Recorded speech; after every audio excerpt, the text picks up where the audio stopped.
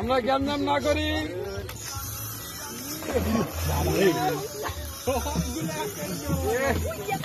মাছ ডাইনে গেছে, ডাইনে গেছে।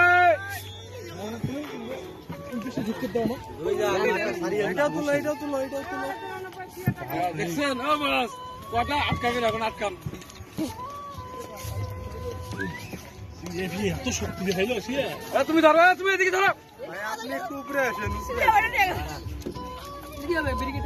ভাই আপনার নেট করতে হবে না, আমি আছি, সমস্যা নেই। নেট কই? নেট পানি ফেলে দিছে।